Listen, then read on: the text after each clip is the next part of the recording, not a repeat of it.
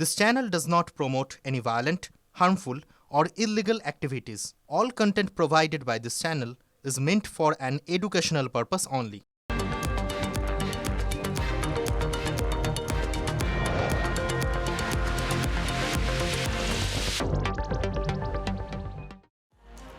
টিভি9 বাংলা স্বাগত। Bengal breaking a আপনাদের সঙ্গে রয়েছি আমি শর্মিষ্ঠা, আর আমার সঙ্গে রয়েছে শুভজিৎ। শর্মিষ্ঠা, সেই খবরের দিকে শুরুতে নজর রাখি। বিগত প্রায় 24 ঘন্টায় 20-22 ঘন্টা হতে পারে যে খবর নিয়ে তোলপাড় গোটা রাজ্য, দেশের একটা বড় অংশ। মধ্যমগ্রামের দোহারিয়ায় হারহিম করা হত্যাকাণ্ড। গাড়ি ঘিরে শুভেন্দু অধিকারীর আপ্তসহায়ককে গুলি করে খুন। গুলিতে ঝাঁঝরা শুভেন্দুর আপ্তসহায়ক চন্দ্রনাথ রথ। তার পাঁজর আর পেটে 4টি গুলি লাগে। 3টি গুলি লাগে গাড়ির চালকেরও। গাড়ির চালকের বুকের ডান দিকে, পেটে আর বাঁ হাতে গুলি লাগে। অবস্থা আশঙ্কাজনক। সিসিটিভি ফুটেজ দেখে আততায়ীদের শনাক্ত করার চেষ্টা করছে পুলিশ।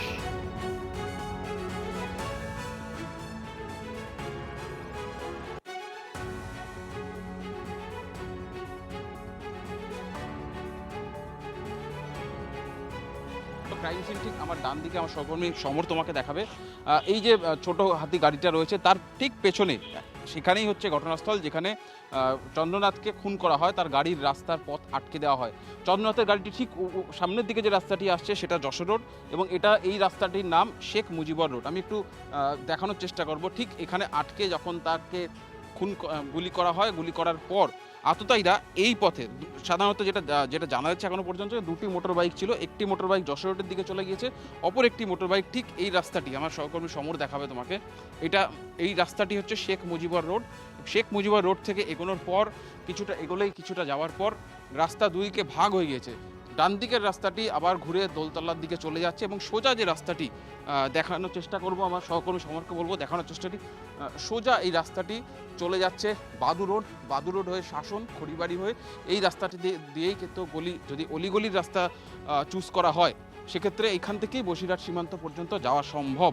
এবং এক্ষেত্রে ফুটেজে যা দেখা যাচ্ছে, এবং এই রাস্তাটি আমি একবার দেখানোর চেষ্টা করব। এই যে সাইকেলটি যাচ্ছে এই রাস্তাটি থেকে এগিয়ে গেলেই সোজা শাসন হয়ে একেবারে খড়িবাড়ি হয়ে চলে যাওয়া যাবে একেবারে বসিরহাট সীমান্তর দিকে। এবং যে এখনো পর্যন্ত যে প্যাটার্নটা অবলম্বন করেছে দুষ্কৃতীরা, দেখা যাচ্ছে যে স্পোর্টস বাইক তারা ব্যবহার করেছে।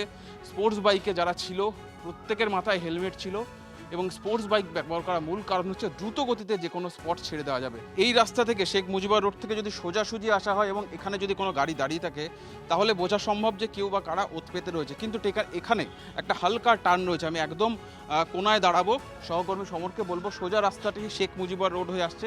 যদি সমর ক্যামেরাটা প্যান করে দেখায়, প্যান করে এই দিকটাতে এই দিক থেকে রাস্তাটা ঘুরে যাচ্ছে, এবং এখানেই কোনো একটি জায়গাতে সেই নিসান মাইক্রা গাড়িটি, যে গাড়িটি এই চন্দ্রনাথের পথ আটকে ছিল, এখানে ছিল। এবং দূর থেকে তাদের কাছে মোবাইল কমিউনিকেশন হয়েছে বলে তদন্তকারীরা মনে করছে, সিআইডি মনে করছে যে অপর একটি বাইক বা এই টিমের, এই দুষ্কৃতী দলেরই কেউ তার স্করপিও গাড়িটিকে ফলো করছিল। ফলো করার পর যখন এই গলিতে ঢোকে তখন এই দিক থেকে, এই টার্ন থেকে গাড়িটি, নিসান মাইক্রা গাড়িটি সোজা চলে যায় এই ছোট হাতির গাড়ির ওখানটা। রীতিমতো ছক কষে রেকি করে খুন করা হয়েছে শুভেন্দু অধিকারীর আত্মসহায়ক চন্দ্রনাথ রথকে। এই পরিস্থিতিতে শুভেন্দুর দাবি, ভবানীপুরে না জিততে হয়তো খুন হতে হতো না চন্দ্রনাথ রথকে। একই দাবি করেছেন চন্দ্রনাথের মাও। যে ওইখানে শুভেন্দু বাবু মমতাকে হারিয়েছে, যার জন্য আমার মনে হয় এই প্রতিশ্রুতি। আমি যদি ভবানীপুরে না জিততাম তাহলে হয়তো ওকে টার্গেট করতো না। শুভেন্দু অধিকারীর আত্মসহায়ককে নৃশংস খুন। মধ্যমগ্রামে বাড়ি ফেরার পথে চন্দ্রনাথ রথকে পয়েন্ট ব্ল্যাঙ্ক রেঞ্চে গুলিতে ঝাঁঝরা করে দিয়েছে দুষ্কৃতীরা। দুদিক দিয়ে গাড়ি ঘিরে ধরে কাঁচের পিস্তল ঠেকিয়ে পরপর গুলি। ঘটনাস্থলে মৃত্যু চন্দ্রনাথের। কিন্তু কেন টার্গেট চন্দ্রনাথ? শুভেন্দু অধিকারী ভবানীপুরে জেতাতেই কি চন্দ্রনাথ টার্গেট? চন্দ্রনাথের খুনের মাস্টারমাইন্ড কে? তার অপরাধ শুভেন্দু অধিকারীর আত্মসহায়ক। আমি যদি বিজেপি বা বিরোধী দলনেতা না হতাম হয়তো তাকে টার্গেট করতো। এই 19 জন যদি জেলে থাকতো এই খুনগুলো দেখতে হতো। তাতে জ্যোতিপ্রিয় মল্লিক, নারায়ণ গোস্বামী, পার্থ ভৌমিক, অনুব্রত মণ্ডল, কাজল শেখ, উদয়ন গুহ, শওকত মোল্লা, জাহাঙ্গীর, ভাইপো এবং পিসির ছত্রছায়ায় তারা যে পরিকল্পনা করছেন কার্যকর্তা এরাই। চন্দ্রনাথ রথের মা ছেলের খুনের জন্য সরাসরি তৃণমূলকেই নিশানা করেছেন। অভিষেকের হুমকির প্রসঙ্গও তুলেছেন তিনি। গরম গরম বক্তব্য রেখেছিল শাসক দল যারা ছিল, যে 4 তারিখের পরে কোনো দিল্লির বাবাও রক্ষা করতে পারবে না। তার পরিণতি হিসাবে আমার ছেলেকে আজকে জীবন বলি দিতে হলো। কিন্তু অভিষেক ঠিক কি হুমকি দিয়েছিলেন? 4 তারিখ 12টার পরে কোন জল্লাদের কত ক্ষমতা আর কার দিল্লির বাবা কাকে বাঁচাতে আসে আমি 4 তারিখ দেখব। 4 তারিখ মমতা বন্দ্যোপাধ্যায় যতই উদার হোক, স্টিয়ারিং আমার হাতে থাকবে। সূত্রের খবর, শুভেন্দু অধিকারীর গতিবিধির খুঁটিনাটি থাকতো চন্দ্রনাথের হাতে। তৃণমূলের দুর্নীতির নথি সংগ্রহে দক্ষ সহায়ক ছিলেন চন্দ্রনাথ। পুলিশ প্রশাসনের অনৈতিক কাজের তথ্য থাকতো তাঁর কাছে। তৃণমূল সরকারের আইএএস পুলিশ কর্তাদের সঙ্গে তাঁর যোগাযোগ ছিল। তৃণমূলের অনৈতিক কাজের তথ্যও থাকতো তাঁর কাছে। চন্দ্রনাথের খুনে উঠছে একাধিক প্রশ্ন। কোনো কিছু থেকে নজর ঘোরাতেই কি চন্দ্রনাথকে খুন? নতুন সরকার শপথ নেওয়ার আগে বাংলায় অশান্তি ছড়িয়ে ফায়দা তোলার চেষ্টা। অশান্তির ঘোট পাকাচ্ছে কারা? Bureau report, TV9 Bangla.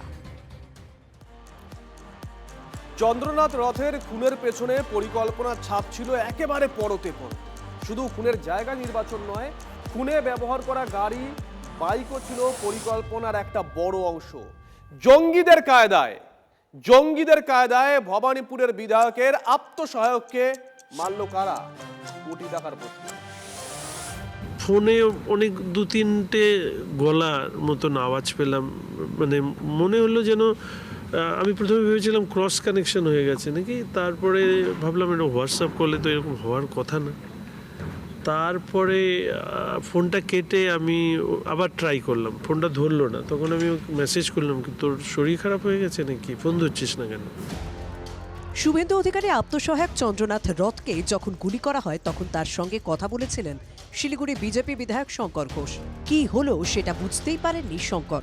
পরতে পরতে অনেক রহস্য। খুনের জন্য ব্যবহার হওয়া গাড়ি থেকে বাইক, ছক কষার কাজ। খুন মধ্যমগ্রামে, কিছুক্ষণের মধ্যেই আটক খুনে ব্যবহার হওয়া গাড়ি। যখন মনে হচ্ছিল বড় ক্লু পাওয়ার সময়ের অপেক্ষা, তখনই গুগলির মুখে পড়ল পুলিশ। খুনে ব্যবহার হওয়া গাড়ির নাম্বার WB74AK2270। গাড়িটি শিলিগুড়ির উইলিয়াম জোসেফ নামে রেজিস্টার্ড। সময় নষ্ট না করে জোসেফকে ফোন পুলিশের কথা শুনে জোসেফ আকাশ থেকে পড়লেন। তার দাবি গাড়ি তো তার বাড়িতেই আছে, তার চোখের সামনে। রাতেই গাড়ি নিয়ে মাটিগাড়া থানায় জোসেফ যান। মাটিগাড়া থানার পুলিশ তদন্ত শুরু করে। জোসেফ জানান গাড়ি বিক্রির জন্য অনলাইনে বিজ্ঞাপন দিয়েছিলেন। এটা উইলিয়াম জোসেফের একটি সাদা গাড়ি, এবং সেই কোম্পানির সাদা গাড়ি, যে কোম্পানির আরও একটি সাদা গাড়ি ওই খুনের ঘটনায় ব্যবহার হয়েছিল। এই গাড়ির নাম্বার প্লেট এখানে WB74AK2270। এই গাড়িটি বিক্রির জন্য মাস কয়েক আগে ওয়েলেক্সে বিজ্ঞাপন দিয়েছিলেন এই উইলিয়াম জোসেफ। क्या हुआ पता नहीं हमको, क्या एग्जैक्टली क्या हुआ। अभी नंबर प्लेट किसका है? वो तो मेरा जैसा नंबर प्लेट लग रहा है, पता नहीं किसका। डुप्लीकेट है? डुप्लीकेट है, डेफिनेटली डुप्लीकेट। একই নম্বরের দুটো গাড়ি, মধ্যমগ্রামের নকল, মাটিগাড়ায় আসল। জাল আধার কার্ড তৈরি, জাল রেশন কার্ড তৈরি, জাল এপিক তৈরির কাজ এই বারাসাত এবং মধ্যমগ্রাম থেকে চলছে। খুনে ব্যবহার হওয়া গাড়ির চেসিস নাম্বার ও ইঞ্জিন নাম্বার ঘষে তুলে দেওয়া হয়। একই ঘটনা বাইক নিয়েও। চন্দ্রনাথ খুনে যুক্ত সন্দেহে একটি বাইক উদ্ধার হয়েছে এয়ারপোর্ট 2.5 নম্বরের কাছে একটি ভ্যাট থেকে। বাইকের নাম্বার WB44D1990। রেজিস্ট্রেশন আসানসোলে। মালিকের নাম বিভাস ভট্টাচার্য। রেজিস্ট্রেশন দেখে ঠিকানায় পৌঁছলেন TV9 এর প্রতিনিধি। আবার ধোঁয়াশা। तो ये बाइक दिखाया जा रहा है 2012 से। तो उसके पहले रहता होगा, हम तो यहाँ 14 से रह रहे हैं। या फिर अभी विकास भट्टाचार्य का कोई नहीं रहता। हम जब आए तो ये क्वार्टर लॉक था। গাড়ি ও বাইক দুটোর ক্ষেত্রেই ধোঁয়াশা। নিখুঁত পরিকল্পনা করে খুনের আগেই যে ধোঁয়াশা তৈরি করা হয়েছে। কিলারদের ভাড়া করে এনে রেকি করে ঠান্ডা মাথায় পরিকল্পিত খুন হলো। এই প্রত্যেকটা লোককে খুঁজে বের করে দ্রুত ফাঁসিতে ঝোলা আইনের মধ্য দিয়ে, বিএনএস এর মধ্য দিয়ে। পাকা মাথার কাজ। খুনে ব্যবহার হওয়া বাহন থেকে আপাতত সাদা চোখে কোনো ক্লু মিলছে না। ক্লু যাতে না পাওয়া যায় সেই ব্যবস্থা খুনের আগে থেকেই করা। Bureau report, TV9 Bangla. এই মুহূর্তে একটা গুরুত্বপূর্ণ খবর দিকে নজর রাখতে হবে। মাধ্যমিকের রেজাল্ট আউট রয়েছে আগামীকাল এবং পরীক্ষার 90 দিনের মাথায় এই ফলাফল প্রকাশ হতে চলেছে। বিস্তারিত জানাবেন আমাদের সহকর্মী সুমন রয়েছেন। সুমন, কোন ওয়েবসাইটে গিয়ে পরীক্ষার্থীরা ঠিক কখন থেকে তারা তাদের রেজাল্ট দেখতে পাবেন? রাজ্যে পরিবর্তন হয়েছে, তবে মাধ্যমিকের রেজাল্ট দেখার ক্ষেত্রে ওই একই নিয়মই রয়েছে, সেখানে পরিবর্তন হয়নি। 9:30টার সময় প্রেস কনফারেন্স হবে, সেখানে মেধা তালিকা প্রকাশ করা হবে। তারপর 10:15 থেকে ওয়েবসাইটে ফল দেখা যাবে। পর্ষদের যে ওয়েবসাইট রয়েছে wbbacdata.com, wbbac.wb.gov.in, এই দুটো ওয়েবসাইট, তার সাথে সাথে TV9 বাংলার ওয়েবসাইট www.tv9bangla.com, এগুলোতে ফল দেখা যাবে। 10:15 থেকে তারা ফল দেখতে পারবেন এবং কালকেই ক্যাম্প অফিস থেকে কিন্তু যে সার্টিফিকেট গুলো সেগুলো কিন্তু স্কুলে স্কুলে পৌঁছে যাবে। ধন্যবাদ। আজকের আরো একটা বড় খবর, নিয়ম মেনেই বিধানসভা ভেঙে দিলেন রাজ্যপাল RN রবি। শনিবার নতুন সরকারের শপথ নেওয়া পর্যন্ত রাজ্যের দায়িত্ব এখন রাজ্যপালের কাঁধে। ক্ষমতালোভী মমতা হেরেও চেয়ার আঁকড়ে থেকে তার লাভ কিছু হলো না। একেবারে সাংবিধানিক নিয়ম মেনে বিধানসভা ভেঙে দিলেন রাজ্যপাল RN রবি। দীক্ষা আমাদের সঙ্গে রয়েছেন, আমাদের সহকর্মী। দীক্ষা, সংবিধানের কোন ধারাতে বলা আছে, কোন ধারা এখানে প্রয়োগ করা হলো, গোটা বিষয়টা একটু জানাও।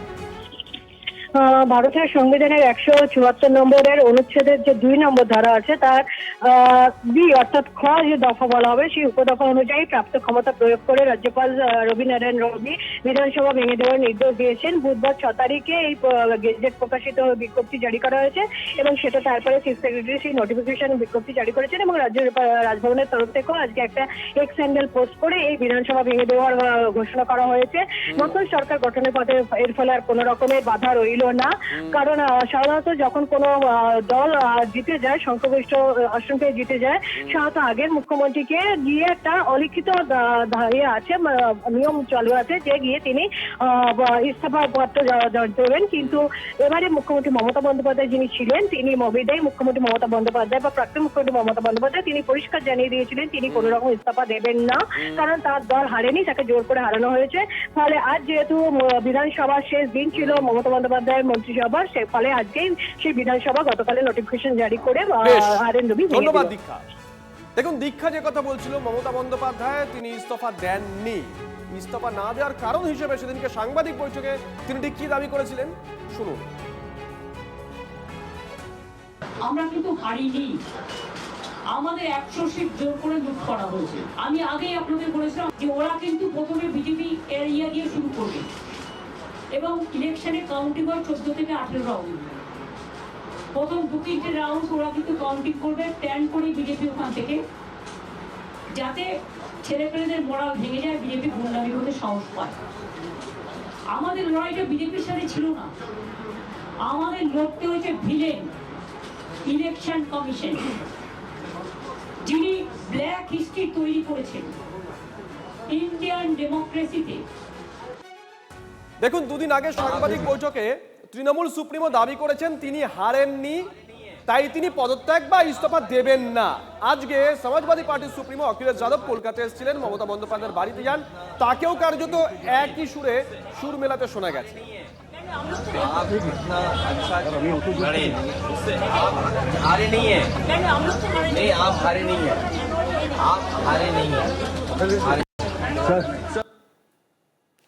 রবীন্দ্র জয়ন্তীতে ব্রিগেডে বিজেপির সরকারের শপথ অনুষ্ঠান, জনতাকে সাক্ষী রেখে পথ চলা শুরু করবে ডাবল ইঞ্জিন সরকার।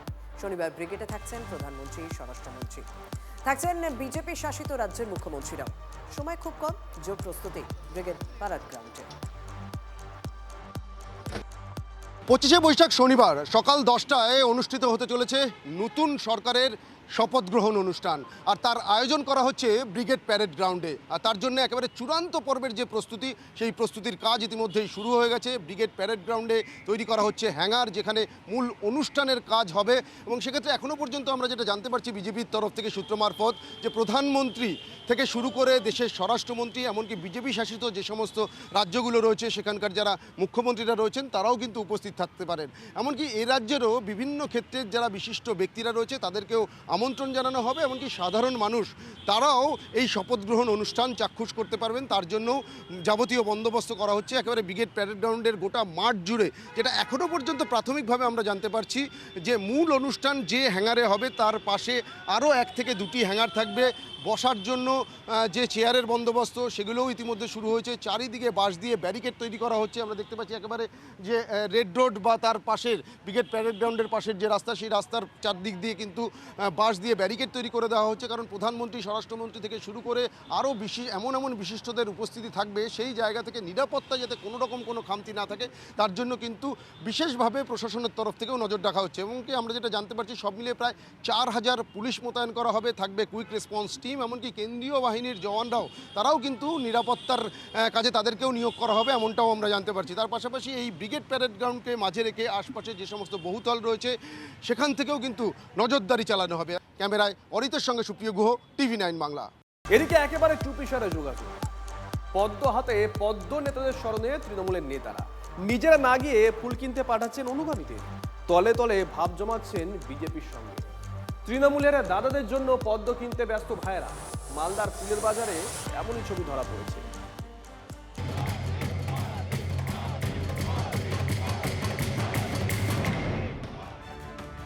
বাংলায় গেরুয়া ঝড়ে কার্যত খড়কুটোর মতো উড়ে গিয়েছে তৃণমূল কংগ্রেস। 2/3 সংখ্যাগরিষ্ঠতা নিয়ে বাংলার মসনদে বিজেপি। রাতারাতি হাওয়া বদল বঙ্গ রাজনীতিতে। কদিন আগেও নির্বাচনী প্রচারে বিজেপির বিরুদ্ধে তীব্র আক্রমণ শানিয়েছেন তৃণমূল কংগ্রেস নেতারা। তাদের মধ্যেই কেউ কেউ এখন পদ্মবনে নতুন ঘুঁটি সাজাচ্ছেন। মালদায় ফুলের বাজারে এখন পদ্মের ব্যাপক চাহিদা। পদ্মের মালা, পদ্মের তোড়া দেদার বিক্রি হচ্ছে। খরিদ্দারের মধ্যে রয়েছেন তৃণমূল কংগ্রেস নেতারাও। তৃণমূলের নেতা কর্মীরাও চুপি চুপি এসে পদ্ম ফুল বা পদ্মের তোড়া কিনে নিয়ে যাচ্ছেন। বিজেপির বিজয়ী প্রার্থী বা বিজেপি নেতাদের শুভেচ্ছা জানাচ্ছেন গোপনে। মালদার তৃণমূল নেতার এক অনুগামী পদ্ম ফুলের তোড়া কিনতে যান বাজারে। কার হয়ে কিনছেন পদ্ম ফুল? তৃণমূল কর্মী হলেও কি হবে, এখন তো পদ্ম, তাই পদ্ম নিচ্ছে আর কি। কার জন্য নিয়ে যাচ্ছেন? কোনো তৃণমূল নেতার জন্যই তো? হ্যাঁ। নাম বলা যাবে সেই নেতার? না না, বলা যাবে না। কেন বলা যাবে না? হ্যাঁ, বলা যাবে না। চওড়া হাসি ফুল ব্যবসায়ীদের মুখে। চড়া দামে বিক্রি হচ্ছে পদ্ম। পদ্ম দিয়ে বুকে বানাচ্ছি, পদ্মের মালা, অরেঞ্জ গোলাপ, সব ভালোই বিক্রি হচ্ছে। পদ্ম খুব বিক্রি হচ্ছে? হ্যাঁ। কত করে মালা বিক্রি হচ্ছে? নর্মাল 1000 টাকা থেকে শুরু। ওই দুর্দিনেও মালদায় মোট 12টি আসনের মধ্যে 6টি আসন ধরে রাখতে পেরেছে তৃণমূল কংগ্রেস। তবু ঝুঁকি নিতে নারাজ। রাজ্যে তৃণমূলের শোচনীয় পরাজয় হতেই বিজেপির দুয়ারে জোড়া ফুলের নেতারা। গোপনে গোপনে ফুল পাঠাচ্ছেন বিজেপির জয়ী প্রার্থীদের। এভাবেই কি ফুল বদলের পথ তৈরি করা? আবিরের রং যেমন বদলে যাচ্ছে, ঠিক তেমনই পরিবর্তন তো হয়েছে ফুলেরও। মালদা থেকে ক্যামেরায় মুজিবরের সঙ্গে সুব্রতোষ, TV9 বাংলা।